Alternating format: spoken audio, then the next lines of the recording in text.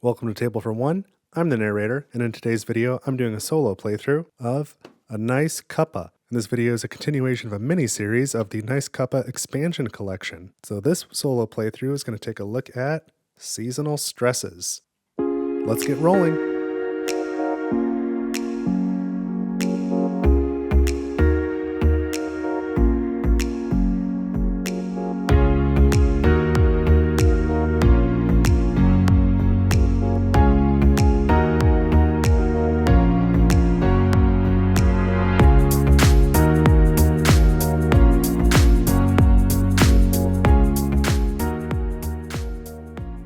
Right, so I am set up now to go over the A Nice Cuppa expansion called Seasonal Stresses. So this is part of my mini-series on A Nice Cuppa. Again, very briefly, I originally received a promo copy of A Nice Cuppa from the publisher, Button Shy Games, when the Kickstarter campaign was going live. So I did a video on the base game about a year ago, so you can go find that in my Button Shy playlist, and that'll teach you how to play the base game.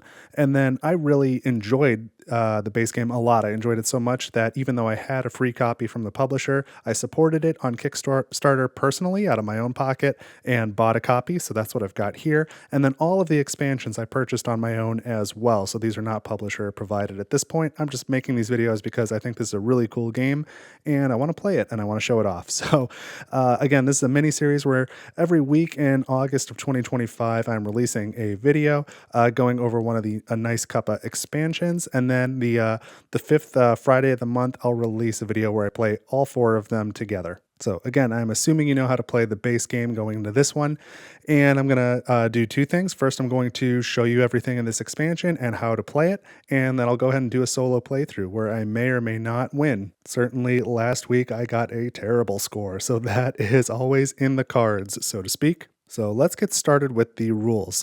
Again, this is seasonal stresses. These are the base game T cards and worry cards, nothing special there. These four cards are the seasonal stresses expansion. So let's talk about how to play first, and then I'll show you the four cards. So each of these cards is going to have a requirement and then a reward. And at the beginning of the game, you shuffle these four cards and randomly play with one of them. You flip it face up and you just put the other three away. You don't use them. And then if the requirement listed on the card is met at the end of any step during any turn, you can remove the card from the game at that point. And so again, here is a turn reference card. So these are the different steps. So let me just read them. Step one is flip one face down worry card. If none exist, see end game. So that's a step. If at that point the criteria is met, remove it. Next is from left to right, one at a time, perform each face-up worry card's action. So after you've gone through all the worry card's actions, that's the end of that step. If you've met the requirement, you can remove the card. If you haven't, keep going here, flip each T card above each face-up worry card. Check again if you met the requirement. If yes, remove the card. If no, you keep playing. Then the next step is remove each face-up worry card that is below a focused T card. Check again. Have you met the requirement? If yes, remove the seasonal stress card. If no, keep going.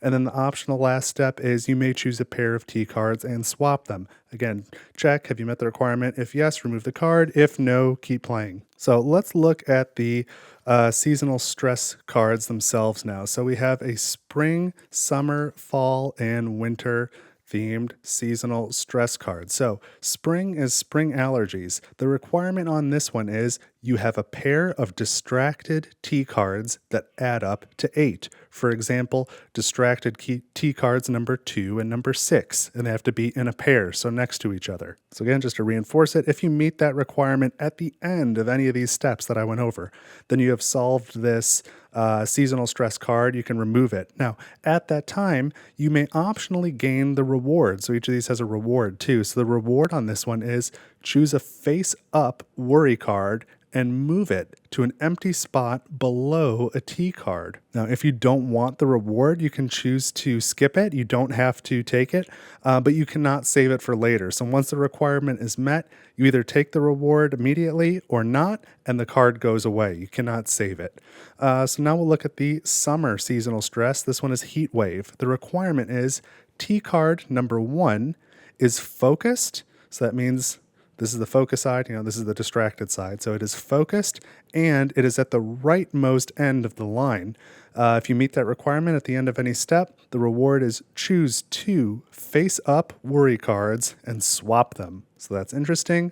The autumn seasonal stress is fall cleanup. This says the requirement is you have a group of 3 distracted T cards in descending order. Oh, geez. So all on the distracted side, and then, they might be like 5, 4, 3, descending order. And if you meet that requirement at the end of any step of any turn, choose 2 face down worry cards, peek at them, and then return them face down. Okay? And finally, the winter seasonal stress card is holiday preparation. The requirement is you have a group of 4 distracted T cards. So group just means they're all together. It doesn't matter what number they are or if they're in order, just 4 together distracted T cards. And the reward is you can choose a distracted T card and flip it to its focused side. And then at the end of the game, if the stress card is still in play, so if you have not resolved it, it is worth -3 points. And that is it. That's what there is to it. So let's get set up and let's play one of these. I'll get rid of this turn reference card. And I'm going to take these 4 seasonal stress cards and flip them over and shuffle them. So we'll play with just one of those 4. Set those over here. We need to do the same with these T cards. Just mix them up a little. Okay. Whoopsie. T cards everywhere. Spilled the tea. Okay. That's good. And these should be pretty good and mixed already, but give them a little extra shuffle. Okay, so let's take our T cards. One more little shuffle. Okay, 5, 2, 3, 6, 7, 1, 4. So they come out in a random order. We're going to try and put them in the correct order by the end of the game. Keep them all focused. And now we'll put worry cards beneath each of them. So again, this is just a totally standard setup. These other 3, I'm just going to set off to the side. We don't know what they are, but they're not in the game. And now we're going to randomly select one of these seasonal stresses. What season are we going to get? We have fall cleanup. Ooh, so this is the tough one. We'll put it here to the side. So again, at the end of any step of any turn, have a group of 3 distracted T cards in descending order. So I really want to accomplish this. Whenever I play with the seasonal stresses, I kind of focus almost exclusively on accomplishing the card, and then once it's done, then I try and get the rest of my cards all on the focus side and in the correct order. So the first thing I need to do is have 3 distracted T cards, so I won't be able to solve this in the first 2 rounds. I guess you could by the end of round 2. That'd be really tricky though. So let's get started. I'm gonna flip over, I don't know, how about this one in the middle? We have politics. Gosh, this is my least favorite one. I find this one to be so challenging. So choose a pair, move the left card to the left end of the line and the right card to the right end of the line. How about this 3-6 pair? So these are going to slide, these are going to slide, these go to the ends. All right, now we flip this to the distracted side. And now I may swap any pair. And I've got a 7 distracted. So if I want descending order, I'm going to want to try and get a 6 and a 5 distracted too. So let's swap this 5 and 2, swap that pair, so that I can hopefully get the 5 over politics and flip it over. And now let's flip another card. And I don't know, we'll go for this one. Commute. So we start with politics again. So choose a pair, move the left card to the left end of the line, the right card to the right end, and I'll choose this 7-1 pair because that now gets the 5 in a position to be flipped over, and the 6 at the moment. And then it gets the 7 to the left, so that'll help with the descending order at some point. And now commute is swap any 2 cards that are not a pair. Oh, that's interesting. And maybe we'll swap the 6 and the 5, actually. So now at least the 7, 6, 5 are in descending order. They're just not in a row. They don't make a group of 3. So now I have resolved all of the worry cards from left to right. Now I need to flip any T cards above face-up worry cards. At this point, I would remove any face-up worry cards that are below a focused T card. I don't have any to remove, and now I may optionally swap any 2 cards. And let's swap the 2 and the 3. At least they're in the correct order. All right, now I can do something else. And let's maybe do this one over here. Work. Choose a group of 3, swap the first and last card in that group. Okay, so we start with politics again. Choose a pair, move the left card to the left end, the right card to the right end. So I'm going to take this 6-4 pair, like so. 6 goes to the left end, 4 goes to the right end. Now, work. Choose a group of 3, swap the first and last card in that group, and I'm going to take this 1-3 pair and swap those just to try and get them in ascending order a little bit. And then finally, swap any 2 cards that are not a pair, 5 and 2. So now that's the end of a step. We check. We still have not achieved this requirement because these are not in descending order. So now we flip these to their distracted sides. And we still don't have any worry cards we can remove. And now I may optionally switch any 2 cards that are a pair. So let's swap this 7 and the 6. That's the end of that step. And now we've just met this requirement. So we have a group of 3, 7, 6, 5 in descending order that are distracted. So this card goes away. We may claim the reward immediately if we choose, or we can forego it. So the reward is choose 2 face down worry cards, peek at them, and then return them face down. So I don't know. I probably won't remember what they are, but let's do the first and last. So we have home, which is choose the leftmost or rightmost card in the line and move it to the other end. And existential, choose the leftmost or rightmost pair in the line and swap the cards. I think home is harder to work around, so I'll flip that one sooner and try and get rid of it. And maybe I'll save existential. So now we have achieved this worry card. So I'll turn it upside down and just put it up in this corner so we know that it's done. So I won't lose 3 points at the end of the game. But now I've got to try and fix this mess with the rounds that I have left. So let's go ahead and flip over this home worry. And now let's resolve all these from left to right. So choose the leftmost or rightmost card in the line, move it to the other end. So I'm going to take 7 and move it to the other end. That was the leftmost, and now it's going to be the rightmost, which is actually where we would like it to be at the end of the game. Now, choose a pair, move the left card to the left end, and the right card to the right end. So we'll take this pair, and so now 1 is at the very beginning, 2 is at the end. That's not great, but I can probably move it. Now we need to do this work worry. Choose a group of 3, swap the first and last cards in that group. And I think I'm going to swap these 4 and the 4 and the 5 in that group of 3. So that gets a distracted worried card or distracted T card above this worry card. So these are going to flip and get rid of a lot of these, which is good. And then commute, swap any 2 cards that are not a pair. And you know what? That one's pretty powerful, and I kind of want to keep it. So I'm going to swap the 4 and the 7. They're not a pair.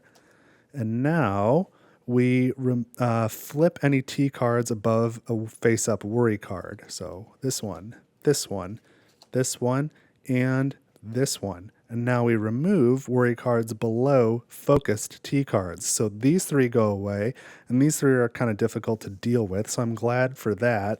And now this one gets to stay, and I don't mind it staying because it's actually kind of a strong ability to help me move things around. Now I can swap any 2 cards that are a pair if I choose, and I think we got to start moving this too. Okay, now we choose another card, and I remember this one was existential that says pick either the rightmost or leftmost pair and swap the 2 cards in the pair. That won't be helpful for me right now, so I'm going to pick one of these. Let's just do this one. Aging. Choose a pair, swap it with another pair. Oh, that is great, because I'm going to take this 6-7 pair and swap it with this 2-4 pair. That really helps. This is looking better. And now swap any 2 cards that are not a pair. And how about this 5 and 4? I think that would be just fine. Now we flip over any T cards above worry cards, and then remove any worry cards below focused T cards, which is both of these. So this is going pretty well.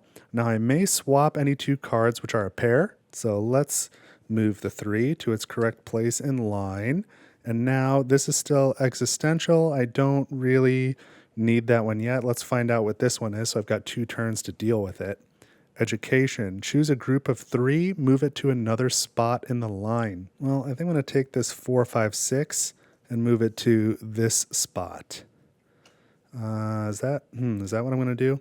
I'd really like to get rid of that card immediately, but that's going to be tough to do. So, okay, I've done all the worry cards from left to right, so now I flip over this T card. I have no worry cards to remove, and I may optionally swap any 2 adjacent cards, and then we're going to go into the next round, and I know what this card is. So let me think through this for a minute, and I think I'm going to swap the 4 and the 5. I haven't thought this all the way through. So now we go into the next round. Flip this, resolve left to right, choose a group of 3, move it to another spot. It's going to be this group of 3. And then choose the leftmost or rightmost pair in the line and swap the cards of that pair. So it's going to be this pair. And now we flip T cards, remove worry cards, and now optionally I may swap any 2 cards. I don't think that went the way I wanted it to. So optionally I'll swap these 2, right? Now I don't have a worry card to flip up, so we go into the last round. We resolve these all from left to right. There are none of them. Optionally I may swap a card pair again, so I guess I'll do these. Not quite enough turns to get that 4 where I needed it. So now we go to scoring, and we follow just the regular base game scoring rules. So starting with 1, how many cards do we have in the correct sequence? We have 1, 2, 3, and that's the end. So we ignore the rest of these. This is worth 2, 4, 6 points because they are all on their focus side. If any of them are distracted, they would only be worth 1 point. So I've got 6. I have no more remaining worry cards. Each one of those would be minus 1 point. And we have solved this. So we don't get anything for it, but that would be minus 3 points if it was ongoing. So we have a final score of 6. And so if we are playing on casual, that is weak T. So we didn't lose, but it was very poor. And if that was ceremonial mode, we would have lost, because for a ceremonial game, you lose if all the T cards are not in the correct order. So that went not very good, but I suppose better than my last time through. But that is how to use the seasonal stresses. So that was fall cleanup. Again, here are the other ones. Here's spring allergies, heat wave, and holiday preparations. They all work the same way, just with different requirements and rewards. But if you like this video, please consider subscribing and leaving a like on it. Don't forget, you can always head over to my Ko-fi page, ko-fi, link in the description. You can leave me a couple dollars that way to help keep the channel running, or you can get this wonderful Table for One neoprene playmat. You heard that right, neoprene. That's copyright, Table for One. It's a special material, but that's available in my YouTube merch store as well. It's really good for these button-shy type card games. But I have got 2 more A Nice Cuppa expansions to go over in the coming weeks, and those will stay in my button-shy playlist, which you can check out if you want to see them. And then I will do a playthrough after I've gone over all of the expansions, where I include them all together, so that should be pretty fun. But that is what I've got this time on Table for One. Thank you so much for watching. I had a great time playing. I hope you had fun watching. Let's talk about it in the comments. Otherwise, I will see you in the next video. Take it easy.